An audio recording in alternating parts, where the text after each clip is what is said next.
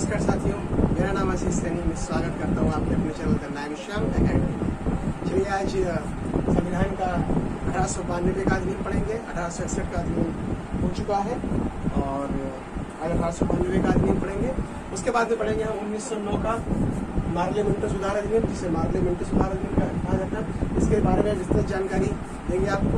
और चलिए आगे बढ़ते हैं, बात करते हैं 1892 के अधिनियम की। 1861 के अधिनियम के बारे में बात कर चुके हैं और उसमें क्या हुआ था कि जो सदस्यों के अतिरिक्त सदस्य भारतीयों को मौका दिया गया था और अतिरिक्त सदस्य के रूप में उन्हें 6 से 12 के 6 कम से कम 6 और भारत ज़्यादा से ज़्यादा 12 लोगों की नियुक्ति कर सकता था। कौन कर सकता था?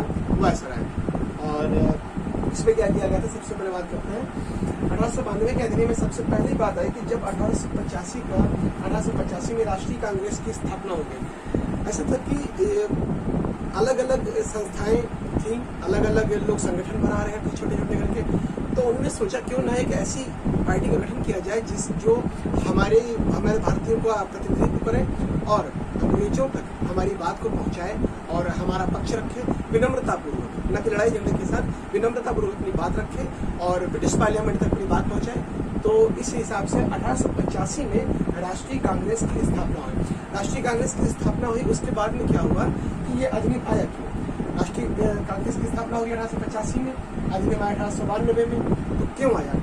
स्थापना होने के बाद में हुआ क्या कि जो भारतीय थे उनको मतलब विधि बनाने के लिए और प्रशासनिक संबंधी कानून बनाने के अधिकार की मांग बढ़ने लगी। जब उन्हें 1861 के भारत परिषद अधिनियम में उनको अधिकार दिया गया कि आप भी मतलब वायसराय की परिषद में शामिल हो सकते हैं, तो क्या हुआ कि उनकी ख्वाहिश मतलब और इच्छा जागृत हो गई कि अब हमें ये भी अधिकार मिलने चाहिए, वो भी अधिकार मिलने चाहिए। इसकी कहीं ना कहीं इसका विरोध होने लगा कि हमें ये अधिकार मिलने चाहिए और ज़्यादा अधिकार देने चाहिए। तो इसी के चलते 1892 का भारत परिषद अधिनियम आया। और 1892 का भारत परिषद अधिनियम आया तो जो 1885 में राष्ट्रीय कांग्रेस की स्थापना हुई थी। राष्ट्रीय कांग्रेस की स्थापना जब हुई थी तो उसमें वो हो गया था, फूट पड़ गई थी, इसमें फूट पड़ गई थी। इसके बारे में बाद में करते हैं, पहले समझते हैं 1892 का अधिनियम आया। अब क्या हुआ, केंद्रीय तथा प्रांतीय विधान परिषदों में बता चुके हैं आपको 1861 के अधिनियम में केंद्रीय विधान परिषद और प्रांतीय विधान परिषद के बारे में। मतलब कि केंद्र के जो विधान परिषद है उसके बारे में, प्रांत मतलब जो स्टेट है उनके परिषद के बारे में ये बात हो रही है। तो केंद्रीय तथा प्रांतीय विधान परिषदों में गैर सरकारी सदस्यों की संख्या बढ़ाई गई। मतलब जो अन्य गैर सरकारी अर्थात जो भारतीय लोग नियुक्त किए जाएंगे उनकी संख्या बढ़ा दी गई। उनकी संख्या कितनी बढ़ाई दी गई है? 10 से 16 कर दी गई। पिछले वाले में क्या था, 6 से 12 कर दी गई, कम से कम 6 और ज्यादा से ज्यादा 12। इसमें क्या किया गया कि कम से कम 10 और ज्यादा से ज्यादा 16 को नियुक्त कर सकते हैं। और इसमें कम से कम 10 गैर सरकारी होने चाहिए। जो अतिरिक्त नियुक्त किए जा रहे थे तो उसमें से कम 10 जो है वो गैर सरकारी नियुक्त किए जाए। ठीक है, बात करते हैं फिर तथा प्रांतीय स्तर पर गैर सरकारी सदस्यों की संख्या अलग थी। ये थी केंद्र सरकार की बात। केंद्र सरकारी विधान परिषद में ये फिक्स किया गया कि 10 कम से कम 10 और ज्यादा से 16 अतिरिक्त सदस्यों की नियुक्ति होगी। और प्रांतीय स्तर पर सबकी संख्या अलग अलग थी। बंगाल की अलग थी, मुंबई की अलग थी, उत्तर पश्चिम प्रांत की अलग थी। करीब ऐसे 8 से 20 करके कम से कम, किसी की 20, ज्यादा से ज्यादा, इस तरीके से ये बात थी। फिर बात करते हैं कि जो अतिरिक्त सदस्य हैं उनकी नियुक्ति हो रही है, तो उनकी नियुक्ति करेगा कौन और कैसे होगा? उनकी नियुक्ति कैसे होगी? कोई चुनावी प्रक्रिया तो थी नहीं उस समय, तो नियुक्ति कैसे होगी? तो इसकी नियुक्ति ऐसे होगी, सबसे पहले केंद्र स्तर पर वायसराय करेगा। केंद्र स्तर पर नियुक्ति वायसराय करेगा। और वायसराय कैसे करेगा? केंद्रीय विधान परिषद है जो, और बंगाल चैम्बर्स ऑफ कॉमर्स, ये दो की सलाह पर, ये दो की सिफारिश पर, जिसको ये सिफारिश दे देंगे, मतलब जिनको ये जो है दोनों लोग वो कर देंगे कि हाँ आप इन्हें बना सकते हैं। दोनों जिसे नाम आया, मेरा नाम है और मेरा नाम गया कि इन्हें अतिरिक्त सदस्य के रूप में बनाना चाहिए कि नहीं बनाना चाहिए। तो अगर इन दोनों की सहमति मिल जाती है तो वायसराय जो है उसको अतिरिक्त सदस्य के रूप में कहाँ, केंद्रीय विधान परिषद में उसे अतिरिक्त सदस्य के रूप में नियुक्त कर देगा। फिर बात करते हैं गवर्नर क्या कर सकता है? गवर्नर प्रांत में करेगा, केंद्रीय तथा प्रांतीय दोनों की बात हो रही है। तो केंद्र की वायसराय करेगा, प्रांत में कौन करेगा? प्रांत में गवर्नर करेगा। गवर्नर कैसे करेगा? चुनावी प्रक्रिया कोई है नहीं, तो कैसे करेगा? जिला परिषद, नगर पालिका, विश्वविद्यालय, व्यापार संघ, जमींदारों और चैम्बर्स ऑफ कॉमर्स। ये था बंगाल चैम्बर्स ऑफ कॉमर्स। ये सिर्फ है चैम्बर्स ऑफ कॉमर्स की सिफारिशों पर नामांकन अर्थात मनोनीत किया जाएगा। जब ये सारे लोग सहमति देंगे तब गवर्नर उसे नियुक्त कर सकता है। कहाँ नियुक्त कर सकता है? प्रांतीय विधान परिषदों में। ठीक है, फिर बात करते हैं सदस्यों के अधिकार क्या थे। जो सदस्य नियुक्त किए जाएंगे उनको अधिकार क्या क्या दिए गए, और उनको अधिकार दिए गए ये सबसे पहला अधिकार दिया गया कि बजट पर बहस कर सकेंगे, बजट जो है उस पर बहस कर सकेंगे। दूसरा अधिकार दिया गया कि वो प्रश्न पूछ सकेंगे। पहला अधिकार था बजट पर बहस, मतलब कोई अगर बजट आता है तो बजट पे ये इस मतलब विभाग को इतना बजट दिया गया है, इस मंत्रालय को इतना मतलब रुपया पैसा जो है अलाउट किया गया है, तो उस पर बहस कर सकते थे। इनको अधिकार दिया गया। किसको अधिकार दिया गया? जो अतिरिक्त सदस्य, उनको यह अधिकार दिया गया। फिर दूसरा है प्रश्न पूछने का। प्रश्न पूछने का संसदीय जो व्यवस्था होती है और उसमें प्रश्न पूछने प्रश्नकाल होता है, और ये आगे सारी चीजें बताएंगे आपको। प्रश्न पूछने का अधिकार दिया गया। दूसरा था पूरक। दूसरा क्या था? पूरक। पूरक प्रश्न नहीं पूछ सकते थे। जो अतिरिक्त सदस्य नियुक्त किए गए उनको पूरक जो प्रश्न है उनका पूछने का अधिकार नहीं था। पूरक प्रश्न क्या होते हैं? पूरक प्रश्न वह प्रश्न होते हैं जो, जैसे हमने आपसे प्रश्न पूछा, आपने उत्तर दिया, अब उस उत्तर के एवज में उसी प्रश्न पर हम एक और प्रश्न जोड़ दें तो उसे पूरक प्रश्न बोलते हैं। तो पूरक प्रश्न पूछने का अधिकार नहीं था। सिर्फ एक मतलब प्रश्न पूछ सकते हैं आप, उसका उत्तर आपको मिल जाएगा, और उस उत्तर के साथ में आप प्रति उत्तर नहीं, मतलब प्रति क्वेश्चन नहीं कर सकते, प्रति प्रश्न नहीं कर सकते, उस पर दोबारा उसी क्वेश्चन पर दोबारा क्वेश्चन नहीं कर सकते, उसे पूरक प्रश्न बोलते हैं। दूसरा था मत देने का अधिकार। मत देने का अधिकार नहीं था। जैसे कोई भी प्रावधान आता है, कोई भी नियम कानून आते हैं तो वोटिंग होती है, संसदीय व्यवस्था जैसे संसद में होता है, वोटिंग की जाती है, लोकसभा राज्यसभा में वोटिंग होती है, फिर वो बिल पास होता है, फिर राष्ट्रपति को जाता है, फिर वो एक्ट बन जाता है। तो इनके पास वो अधिकार नहीं था। जो ये अतिरिक्त सदस्य नियुक्त किए जा रहे थे भारतीय, इनके पास यह अधिकार नहीं था। ये था हमारा 1892 का भारत परिषद अधिनियम। अब बात करते हैं कि 1909 का अधिनियम। 1909 के अधिनियम में क्या था भाई? 1892 में मांग क्या थी? 1892 में जो इतना पूरा हमने आपको बताया, इसमें सिर्फ और सिर्फ ये मांग थी कि भारतीयों को विधि बनाने, प्रशासनिक संबंधी कानून बनाने के अधिकार और दिए जाए। तो अधिकार दे तो दिए भाई, बजट पर बहस कर लीजिए, प्रश्न पूछ लिए, पूरा प्रश्न पूछ लीजिए, बस मत देने का अधिकार नहीं दिया गया, इतना दिया गया। कहीं ना कहीं मतलब दिया गया, पर उस हिसाब से नहीं दिया गया। फिर बात करते हैं 1909 का अधिनियम। 1909 का अधिनियम, इस अधिनियम को मार्ले मिंटो सुधार अधिनियम भी कहते हैं। अब भाई बात है कि मार्ले मिंटो सुधार, बहुत लोग पता है वो अच्छी तरीके से, जिन्हें नहीं पता बता दें। मार्ले कौन थे, मिंटो कौन थे? मार्ले जो थे, मार्ले भारत सचिव थे। अब भारत सचिव क्या होता है ये आपको बता चुके हैं, पिछली जो क्लासेस हुई है उसको बता चुके हैं कि भारत सचिव क्या होता है। और मिंटो जो थे वो वायसराय थे।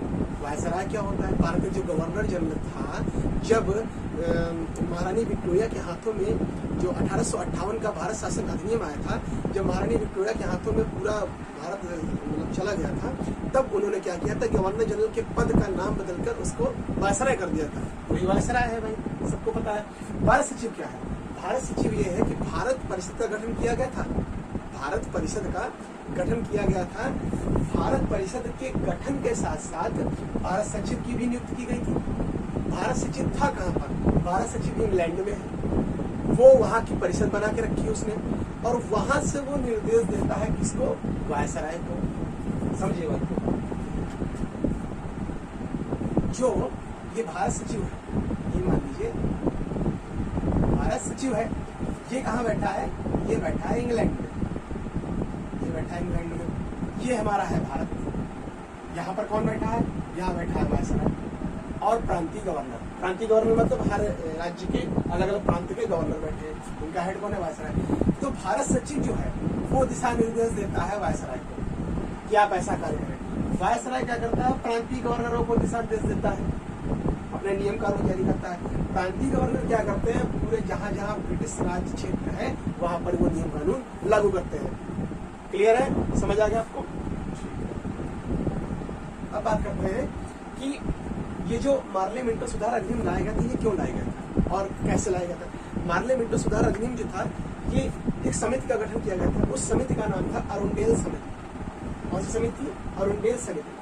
इस समिति के आधार पर लाया गया था। ये जो इस समिति ने जब रिपोर्ट अपनी दी थी, तो उस रिपोर्ट के आधार पर यह लाया गया था। और इस जो 1909 का अधिनियम था, मार्ले मिंटो सुधार अधिनियम, ये कहीं ना कहीं अंग्रेजों की बहुत बड़ी, मान लीजिए अगर आज मुस्लिम हिंदू होता है, जातिवाद होता है, धर्मवाद होता है, धर्म के खिलाफ आंदोलन होते हैं, सांप्रदायिक सौहार्द नहीं है, सांप्रदायिक सौहार्द नहीं है, पाकिस्तान का विभाजन हुआ, बंगाल का विभाजन हुआ, हमारा भारत टूट गया, बंगाल से पूरी बंगाल विभाजित होकर बांग्लादेश बन गया, पाकिस्तान अलग हो गया। तो कहीं ना कहीं इन दोनों का हाथ था। किसका हाथ था?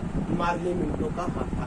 उसमें से सबसे बड़ा हाथ मार्ले का, क्योंकि वो भारत सचिव था। भारत सचिव ने और भारत सचिव का भी हाथ नहीं कह सकते हैं, और सबसे बड़ा हाथ तो महारानी विक्टोरिया का ही था। तो यह जो था, इसमें ये सोचा गया था कि भाई अब 1900 ये जो है भारतीय जो है, ये अगर यूनिटी बना लेंगे, ये अगर एकता बना लेंगे, तो हम लोग नहीं टिक पाएंगे।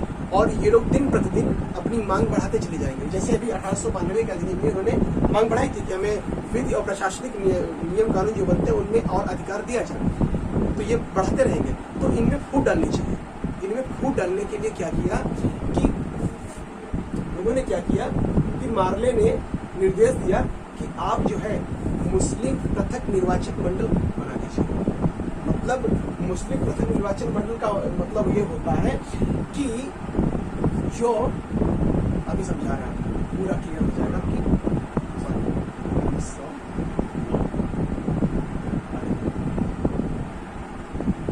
मुस्लिम पृथक निर्वाचन मंडल क्या होता है। ये मान लीजिए एक पर्टिकुलर क्षेत्र है, यहाँ पर मुस्लिम बाहुल क्षेत्र है, इसको मुस्लिम बाहुल क्षेत्र है, यहाँ पर जो मतलब कोई खड़ा होगा व्यक्ति जिसको टिकट दिया जाएगा वो मुस्लिम होगा। कौन होगा? जो खड़ा है मुस्लिम है, वोट कौन देगा? इस मुस्लिम को, मतलब ये जो खड़े हैं ये मुस्लिम ही इनको वोट दे सकता है। ये था मतलब मुस्लिम पृथक निर्वाचक मंडल का। मतलब कि यहाँ पर चुनावी प्रक्रिया स्टार्ट हो गई, यहाँ पर चुनावी प्रक्रिया स्टार्ट होगी और मुस्लिम क्षेत्र के लिए मुस्लिम व्यक्ति की खड़ा किया गया, और मुस्लिम व्यक्ति को सिर्फ मुस्लिम ही वोट दे सकता था और कोई धर्म का व्यक्ति वोट नहीं दे सकता था। इसी से सांप्रदायिक सौहार्द का खत्म होना स्टार्ट हो गया। आपस में लड़ाई झगड़े होने लगे, विवाद होने लगे, पाकिस्तान विभाजन का जोर बढ़ गया और बंगाल विभाजन का जोर बढ़ गया कि पाकिस्तान और मुस्लिमों को अलग कर दिया जाए। इस तरीके से आगे बढ़ेगा।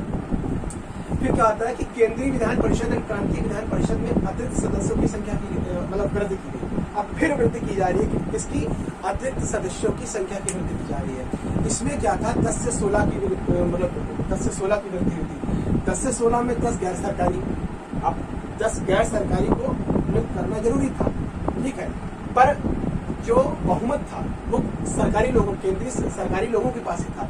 क्यों? क्योंकि जैसे मान लीजिए पिछली बार हमने आपको बताया था कि 5वां सदस्य विधिवेत्ता के रूप में नियुक्त किया गया था। मतलब जो कानून का जानकार होता था उससे नियुक्त किया गया था 5वां सदस्य विधिवेत्ता, और 6ठा सदस्य नियुक्त किया गया था लोक निर्माण विभाग का, ठीक है, 6ठा हो गया। और 7वां खुद वायसराय था, मतलब गवर्नर जनरल, 7वां खुद वायसराय था। तो 10 गैर सरकारी इसमें हो गए, बचे इसके 6, तो 7 और 6 जोड़ दिए 13 हो गए। तो 13 ये है केंद्रीय सरकारी विधान पर, मतलब सरकारी लोग हैं, और 10 हो गए गैर सरकारी। तो बहुमत किसके पास गया? सरकारी लोगों के पास, ठीक है। अब बात करते हैं इधर कि जो इसमें था 1909 में केंद्रीय विधान परिषद और प्रांतीय विधान परिषद, केंद्रीय विधान परिषद और प्रांतीय विधान परिषद में अतिरिक्त सदस्यों की संख्या में वृद्धि कर दी गई। यहाँ 10 से 16 हो रहा था, यहाँ क्या कर दिया गया, 16 से 60 कर दिया गया। कम से कम 16 और ज्यादा से ज्यादा 60। और ये कहा गया कि जो ये 16 से 60 आप कर रहे हैं इसका 50% कह लें या 30 कह लें, 30 गैर सरकारी नियुक्त करना पड़ेगा। इसको गैर सरकारी नियुक्त नाम करना पड़ेगा और नियुक्ति की प्रक्रिया अभी भी यही है। फिर बात करते हैं प्रांतीय विधान परिषद के लिए संख्या जो थी वो अलग अलग थी, सबकी फिक्स नहीं थी, क्योंकि प्रांतीय विधान परिषद के लिए सबकी संख्या अलग अलग थी। फिर बात करते हैं केंद्रीय परिषद में सरकारी बहुमत बनाए रखा। जैसे हमने आपको ये बताया इधर 13 हो गए थे सरकारी और गैर सरकारी कितने थे, ये 10। तो बहुमत किसके पास दिया, सरकारी लोगों के पास। इसी तरीके से इसमें भी ऐसी व्यवस्था की गई थी कि बहुमत सरकारी लोगों के पास ही रहे, क्योंकि अगर बहुमत इन लोगों के पास आ जाता तो वो अपने हिसाब से कार्य नहीं कर सकते। फिर बात आती है कि सदस्यों को अधिकार क्या दिए। सदस्यों को अधिकार क्या देगा, सदस्य सबसे पहला अधिकार तो वही था, बजट पर बहस चल रहा है, प्रश्न पूछने का अधिकार वो भी वही है। नया क्या था कि अनुपूरक प्रश्न पूछ सकते थे, इसमें नहीं पूछ सकते थे, इसमें पूछ सकते थे। और कौन पूछ सकता था कि जो प्रस्ताव रखेगा वही अनुपूरक प्रश्न पूछ सकता था। अब प्रस्ताव रखने का भी अधिकार दे दिया गया था कि जनसाधारण के लिए प्रस्ताव रखना मतलब चालू कर दिया कि आप प्रस्ताव भी रख सकते हैं। फिर आता है बजट पर मत का अधिकार नहीं, पर बजट पर मत का अधिकार अभी भी नहीं दिया गया। फिर बात करते हैं कि भारत सचिव की जो परिषद थी, ऐसा पहली बार हुआ था इस 1909 के अधिनियम में कि भारत सचिव की जो परिषद थी उसमें पहली बार कोई भारतीय की नियुक्ति हो रही थी। उसमें पहली बार कोई भारतीय की नियुक्ति हो रही थी और वो 2 भारतीयों की नियुक्ति थी भारत सचिव, मतलब इंग्लैंड में। भारत सचिव की परिषद जो कि इंग्लैंड में थी उसमें पहली बार 2 भारतीयों की नियुक्ति हो रही थी। पहला उनके नाम थे, सबसे पहले थे केसी गुप्ता, दूसरे थे सैयद हुसैन। ये 2 व्यक्ति ऐसे थे जिनकी भारत सचिव की परिषद में जो कि इंग्लैंड में थी उनकी नियुक्ति हुई थी वहां पर। फिर आता है वायसराय की परिषद, जो यहाँ अपने भारत में वायसराय की परिषद थी। इसमें भी पहली बार हुआ था कि कोई भारतीय जिसको वायसराय की परिषद में नियुक्त किया जाए, वायसराय की विशेष परिषद जो उसकी 8 लोगों की परिषद थी, 9 लोगों की जो बढ़ गई थी, 9 लोगों की परिषद हो गई थी, उसमें पहली बार किसी भारतीय को नियुक्त किया गया था और नामांकित किया गया था। वो थे SP गुप्ता, इनका शायद पूरा नाम सत्येंद्र प्रसाद गुप्ता है, ठीक है। इनको विधि सदस्य के रूप में नियुक्त किया गया था। कौन से? विधि सदस्य के रूप में नियुक्त किया गया था और ये पहले भारतीय थे जिनको नियुक्त किया गया था और इन्हें बाद में लॉर्ड की उपाधि से नवाजा गया। इसकी उपाधि से लॉर्ड की उपाधि से नवाजा गया था। अब बात करते हैं कि अंग्रेजों ने ऐसा क्यों किया, पार्लियामेंट सुधार अधिनियम में पृथक निर्वाचन मंडल क्यों कर दिया, क्योंकि वो चाहते थे कि फूट डालो राज को। ये नीति 1909 में आई थी और इसका दिशा निर्देश दिया था मार्ले ने। मार्ले कौन था? भारत सचिव था और मिंटो कौन था? वायसराय से मार्ले के दिशा निर्देश पर ही कार्य करा था। तो फूट डालो राज का मतलब है कि जब ये लोग आपस में ही लड़ेंगे तो हमसे नहीं लड़ पाएंगे। तो जब हिंदू मुस्लिम आपस में लड़ेगा तो मतलब जो अंग्रेज हैं वो अपने नियम कानून अपने अच्छे तरीके से सब कुछ चलाते रहेंगे, उन्हें किसी प्रकार की दिक्कत नहीं होने वाली थी। और कहीं न कहीं अंग्रेजों ने इस सांप्रदायिक लड़ाई में भारत को, हिंदू मुस्लिमों को एक युद्ध में धकेल दिया था, जो कि मानसिक युद्ध और शारीरिक युद्ध, कई प्रकार के युद्ध समझ सकते हैं आप, उसमें ढकेल दिया था। किसका कारक था? ये अंग्रेजों का। इसमें फूट डालो राज करो के कथन में कहा जाता है कि मिंटो जो थे उन्होंने मार्ले से कहा था। मिंटो कौन थे? वायसराय। उन्होंने मार्ले से एक पत्र लिख के एक बात कही थी, क्योंकि उस टाइम फोन शायद नहीं हो गए थे, हालांकि तो पत्र के द्वारा लिखित है कि पत्र के द्वारा उन्होंने कहा था कि हम नाग के दांत बो रहे हैं। क्या कहा था?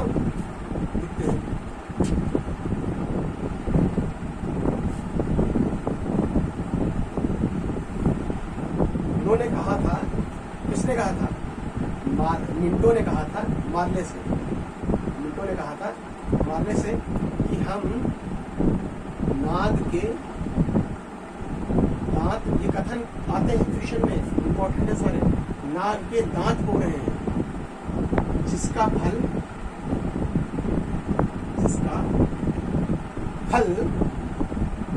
भयानक होगा, जिसका फल भयानक होगा।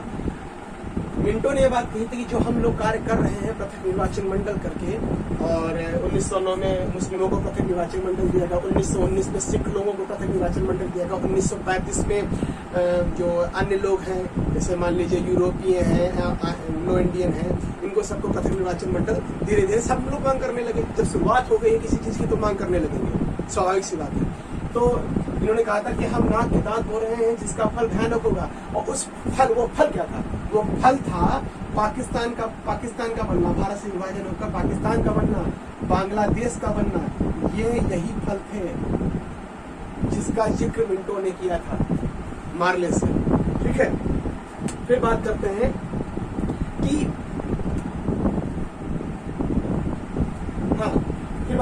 इस जो प्रक्रिया चल रही थी, इससे कहीं ना कहीं हमें संसदीय व्यवस्था का परिचय हुआ। संसदीय व्यवस्था जैसे केंद्रीय परिषद हुआ, प्रांतीय परिषद हुआ, और इसमें नियम कानून बन गए।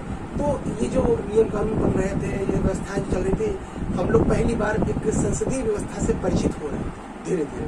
ये संसदीय व्यवस्था जो आज अच्छे से कार्य कर रही है, उसका मतलब जो है था, उससे हम परिचित हो रहे थे उस समय कि हाँ, एक ऐसी भी संसदीय व्यवस्था का निर्माण हम अच्छे तरीके से कर सकते हैं जो आगे भविष्य में हमारे काम आएगी। फिर बात करते हैं कि मिंटो जो थे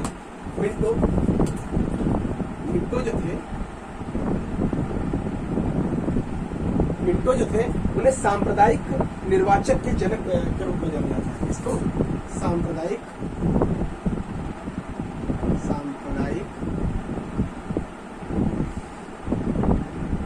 निर्वाचक जनक के रूप में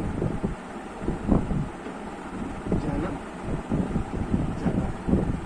मिंटो जो थे उनको सांप्रदायिक जनक के रूप में जाना जाता था। हालांकि मिंटो की गलती नहीं थी, वो तो दिशा निर्देश जो थे वो मार्ले के थे, जो कि 12 सचिव थे, जो कि इंग्लैंड में बैठे थे, जिससे उनके दिशा निर्देश का कार्यान्वयन कर रहे थे मिंटो। हालांकि इन्हें कहा जाता है सांप्रदायिक निर्वाचन जनक के रूप में इन्हें कहा जाता है।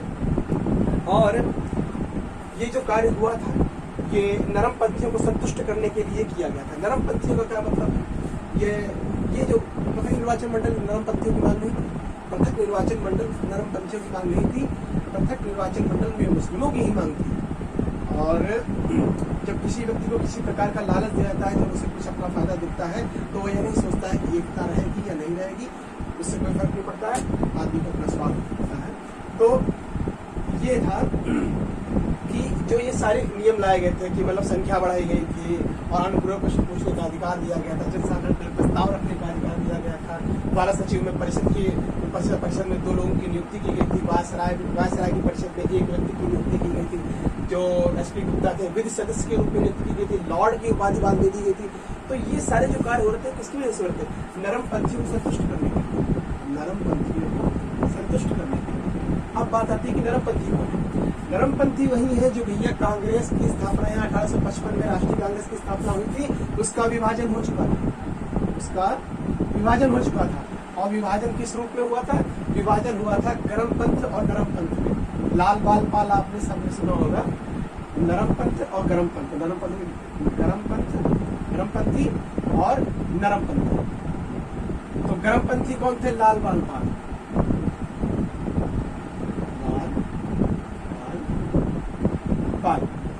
लाल बाल पाल नाम से परिचित होंगे आप लोग। फिर आता है नरमपंथी। नरमपंथी में व्यक्ति ऐसे थे कि उन्हें लड़ाई झगड़ा नहीं चाहिए था, उन्हें वो कितना भी कुछ हो जाए, वो क्या करते थे कि भाई अगर जैसे मान लीजिए किसी प्रकार की कोई दिक्कत आती, भारतीयों को ऊपर किसी प्रकार का मतलब जास्ती की जाती है, तो क्या करते थे नरमपंथी लोग? गरमपंथी तो गरम हो जाते थे, भाई लड़ाई झगड़ा करना है उन्हें, पर नरमपंथी क्या करते थे? नरमपंथी वायसराय के पास जाते थे। किसके पास जाते थे? वायसराय के पास जाते थे। और वायसराय के पास में वो भारत सचिव के पास जाते थे, भारत सचिव के पास जाते थे। और भारत सचिव के बाद में वो ब्रिटिश पार्लियामेंट जाते थे, अपनी बातों को मनवाने के लिए, मतलब एक भीख सी मांगने के लिए वो जाते थे। और गरमपंथियों का क्या कहा था कि जो भी हो भाई, गरमपंथी का मतलब क्या है? वृक्ष से तेज होना, गर्मी होना, लड़ाई झगड़े वाली प्रवृत्ति के। और नरमपंथी में शांत प्रभाव के, शांत स्वभाव के। तो इस तरीके से नरमपंथियों को खुश करने के लिए ये सारे नियम कानून लाए गए थे। पर नरमपंथियों को ये कतई नहीं चाहिए था कि जो पृथक निर्वाचन मंडल मुस्लिमों को दिया जाता है, ये नरमपंथियों किसी भी देश को नहीं चाहिए था।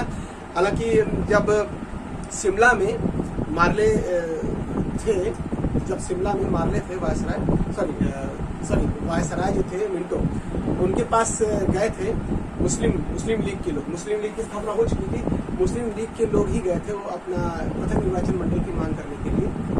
ये हालांकि हिस्ट्री का चैप्टर है, इसे हिस्ट्री में अच्छे से समझाया जाएगा, समझ लेंगे आप, समझ सकते हैं। और तभी से ये उन्होंने कहा था कि हाँ, ऐसे हम दिमाग में रखेंगे बात को, आपकी आगे हम समझेंगे बात को। और फिर इसे सचिव तक बात पहुंची थी, भारत सचिव के पास, और भारत सचिव ने इसे मतलब अच्छे से लागू कर दिया था, और जिसका परिणाम आज पाकिस्तान अलग है और बांग्लादेश अलग है, और जिसके दुष्परिणाम ही है आज हम लोग दुश्मन हैं। कल भूतकाल में हम लोग एक भाई थे, आज दुश्मन बने बैठे हैं। तो ये कहीं ना कहीं अंग्रेजों की चाल थी। और वीडियो को अच्छा लगा हो तो लाइक कीजिएगा, शेयर कीजिएगा और सब्सक्राइब भी कीजिएगा। मिलते हैं नेक्स्ट वीडियो में।